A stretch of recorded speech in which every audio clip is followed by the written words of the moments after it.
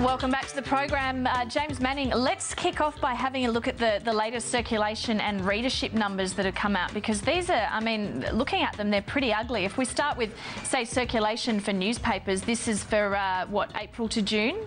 Yeah, it is. Yep, the June quarter. Now, with the so circulation, we've given you the 5 biggest selling newspapers in the country. They're all down around 2-3%, except the Herald Sun, they're down over 5% on weekdays. The Sunday Mail too, also down over 5%. Is this a trend? I mean, is there anything behind this, or? Well, yeah, it's just that continual decline in print. You know, the newspapers really need, we've covered this before, need to get their act together. I mean, the readership figures for total readers are good because they don't factor in the digital sales or the digital readership in these figures. We see the readership, it's not so bad at some papers. You'll see the Herald Sun there, nearly flat on weekdays, where it was down 5% in circulation. So it sort of makes sense. People are buying fewer copies, but then more people are reading. So, you know, it's you know, less confidence out in the market. How much stock, you know, do advertisers put in these numbers when they come out? Readership's their core tool for, you know, calculating, you know, the number of people that'll see the ad. So those figures have held up a little bit better than circulation, particularly in magazines, which we'll see in a minute. Okay, well, let's have a look at circulation in magazines. A bit of a mixed bag. I mean, Australian Women's Weekly is not doing too badly, but we've got some of the other big ones, Women's you know, Day, just getting down thumped. a fair bit. Yeah, Better Homes taking a bit of a hit there. New Idea too. A bit of a gap opening up between Women's Day and New Idea. It's funny though that you say Australian Women's Weekly doing fantastically. It's still down. Well, but it's holding it. It's, you know, it's a negligible loss, so they'd be very happy with that sort of result, I'm sure. And what about readership for these big yeah, mags? readership's a lot brighter in magazines. These again are the biggest ones. See, they're, you know, the biggest fall there. Well, New Idea had a particularly crook one, I guess. That's Life under a bit of pressure too. Again, quite a big gap between New Idea and Women's Day and the readership there. But particularly in some of the niche magazines, which we haven't covered on our data we're showing you today, the figures aren't too bad for a lot of, you know, the smaller circulating specialists. You know, some of the food mags doing okay. Lifestyle, some of those, you know, magazines are doing quite good business still. Okay, let's still in the print arena. The Australian Financial Review celebrating a birthday this week.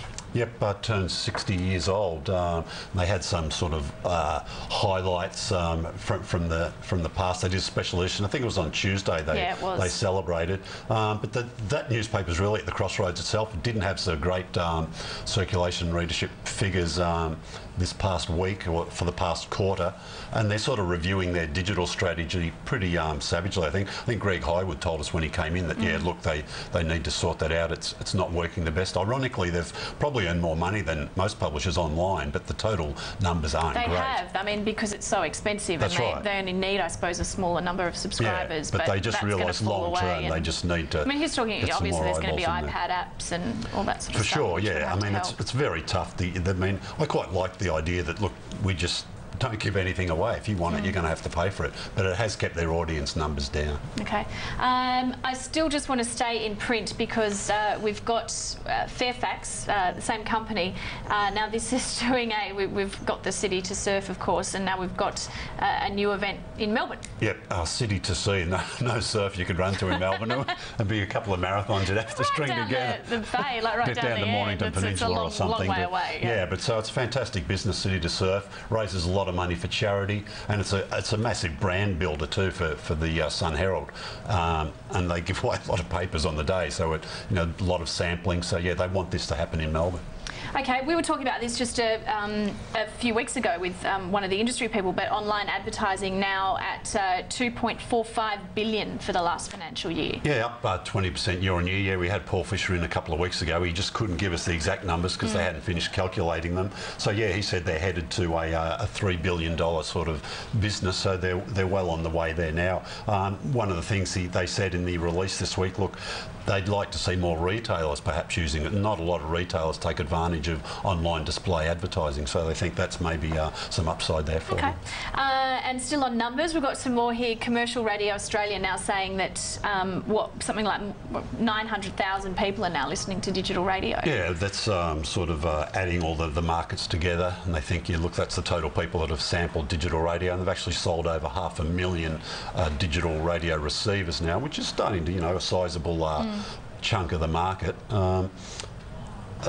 Where to from here? I mean, they sold about 120,000 in the last 6 months, I think, or the first half of 2011. So they're ramping up in the same way, I suppose, that digital TV does. You get that word of mouth out. Yeah. I suppose as well that getting digital radios in cars is going to be a big step for them, because once people have access to that, they'll realise that they want it at home. I think where the real growth for a lot of people is in listening on the internet or streaming. You stream onto your iPhone. It's pretty easy now. You can listen to radio stations from anywhere, little car adapter, and you've got your radio in the car too. I have it on all the time.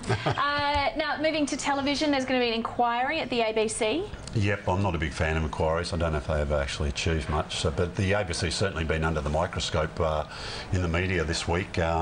I think the Age on Thursday had some quite a analysis of what's going on there. We've talked before about the move to outsource some of the production. So yeah, we'll see. Well, I know the Friends of the ABC right up in arms, and now the politicians getting involved about cutting back on production. So yeah. Wait and see what happens with that one. And also in the television space, in free-to-air, free TV, looking at sort of some revenue figures coming out from there for advertising. Yeah, we heard Jeff talk about Nine being close to a 35% share. So this is the 3 network share, 7, 9 and 10, what they sort of split up between them. 7 still number 1, 37.6. 9 sort of roughly 4 points behind over the last sort of financial year. I think the first half of this year they'd probably claim they're a fair bit closer. Well, that is the first half of this year. I think they think they've pulled a lot closer. 10 still back on just under 30. Lachlan Murdoch telling advertisers last night, look, if we're worth a 30 now, we think we're worth significantly more in the next 12 months. Okay, let's, while we're on television, take a look at the ratings. Week 33 in free-to-air. The MasterChef winner announced and the finale in the top 2 positions this week, followed by The Block Sunday in 3rd, MasterChef Sunday in 4th and 7 News Sunday in 5th. The Block Monday in 6th, followed by 9 News Sunday 7th. The Block on Tuesday coming in 8th, and a preview of Class of 2011 was 9th. The Block on Sunday rounding out this week's top 10. James, we talked last week about the success of MasterChef and obviously winning that week. We've now moved on. What's left for 10? Well, that Class of 2011, I mean, the trouble they have there up front so early now, I didn't watch it. It takes in some kids, trouble kids, right. Mentors them through a class and sees how they go. It's quite stirring stuff. Will it rate? I'm not sure how it will do. But that MasterChef audience has certainly moved on in a hurry. It should have helped the 10 brand, and they would have liked to leverage some of their other programs off it, but they've had some sort of record low ratings in the week. Well, they're certainly not sticking with the Renovators. No, the audience isn't, but then interesting 10 come out and said, look, we'll give the show another go next year.